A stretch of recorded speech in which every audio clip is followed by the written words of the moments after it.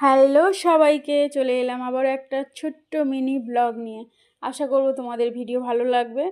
তো আজকে দিনটা যেভাবে শুরু করলাম, এই ম্যাজিক করে কাজগুলো ঝাঁটাপট গুছিয়ে নিলাম, নিয়ে সকালে আজকের আমরা খাবো ম্যাগি। তো নিয়ে ম্যাগি খেয়ে নিয়ে চলে এলাম আবারও রান্নাঘরে, কেননা রান্না বসাবো সেই জন্য। আর এদিকে রান্না করব চিংড়ি মাছ, মৌটি মাছ, পুঁটি মাছ।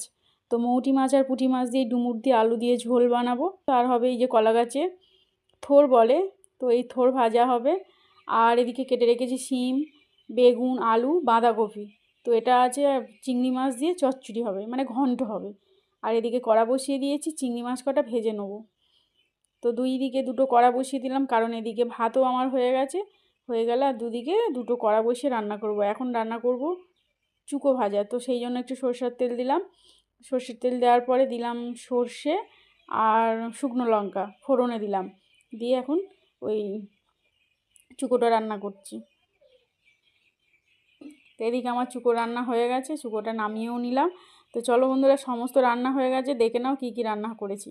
এদিকে দেখতে পাচ্ছ বাঁধাকপি চচ্চড়িটাই চিংড়ি মাছ দিয়ে করেছি, আর এই ডুমুর আর মৌটি মাছ আর পুঁটি মাছ দিয়ে তরকারি। এটা আমার প্রভু যা তৃপ্তি করে খাবে আর কি বলি তোমাদের, এত পছন্দ করবে এই তরকারিটা। তো যাই হোক, রান্না বান্না কমপ্লিট করে চলে এলাম ছাদের ওপরে। সকালে যে জামা কাপড়গুলো মেলে দিয়েছিলাম সেগুলো এখন শুকিয়ে গেছে, সেগুলো এখন তুলে নিচ্ছি। তো বন্ধুরা, ভিডিওটা আমি এখানে এন্ড করছি। যদি ভালো লাগে একটা লাইক করো।